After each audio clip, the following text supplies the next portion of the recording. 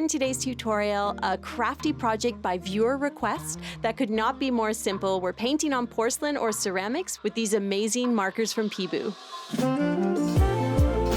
Hello friends, welcome back. My name is Shayda Campbell, and around here we get creative together and it's fun, not scary.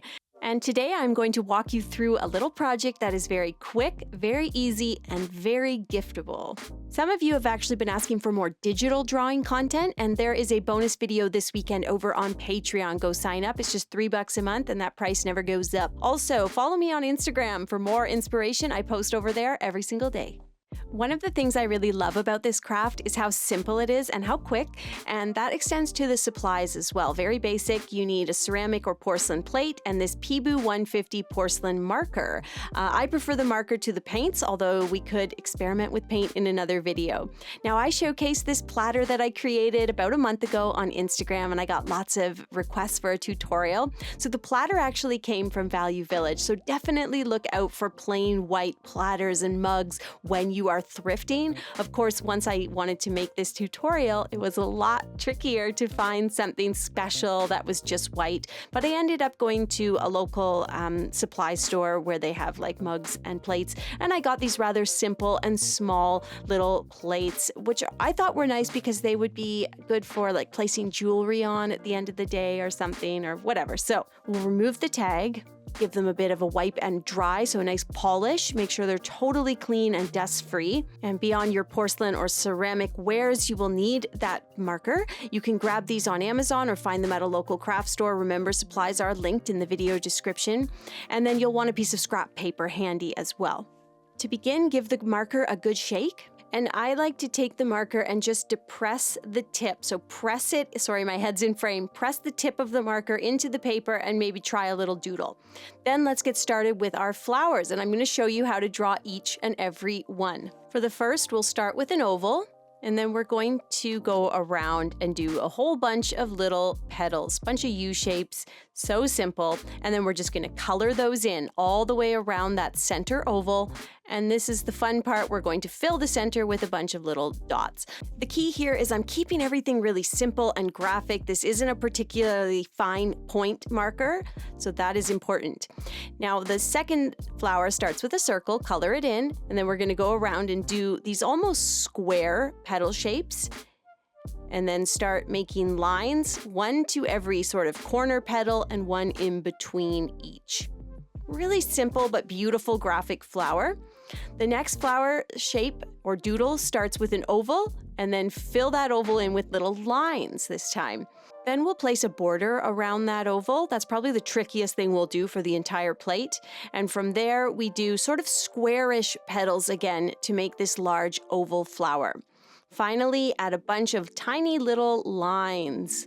That just gives this one a nice amount of detail, but it's rather easy to doodle. And friends, it's not a bad idea to practice these on scrap paper first. For the next floral design, you're going to create a couple little flowers that are made of 4 or 5 little circles each, and cluster 3 or 4 of them together.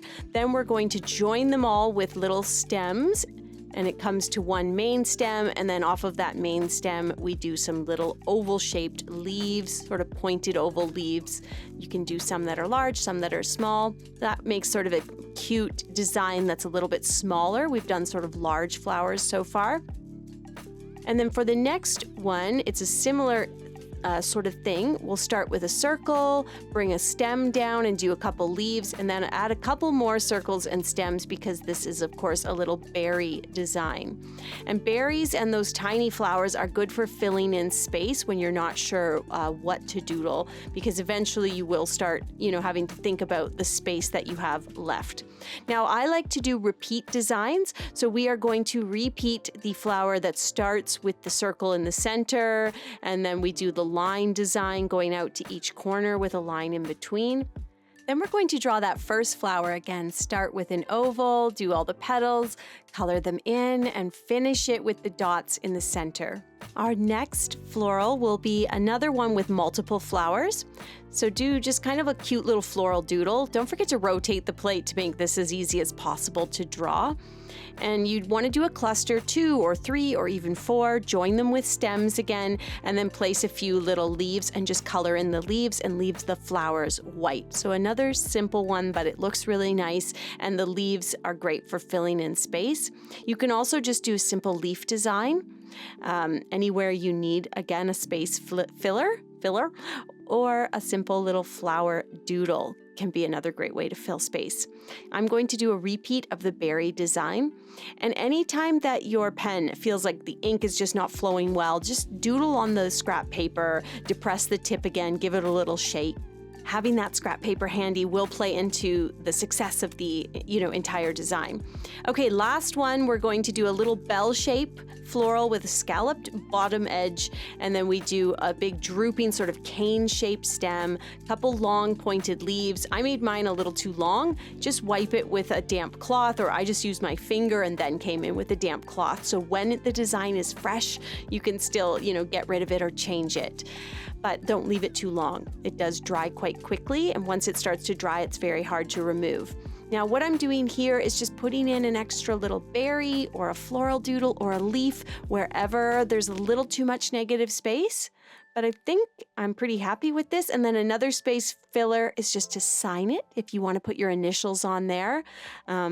I just put another berry, another leaf. It's looking good. And then if this is a gift or something, it is nice to do a larger signature on the back, I think, and date it because you worked hard on this and this is your art and it is a lovely gift. And it's the type of thing that might only take you like 20 minutes to make. Good bang for your buck, this craft.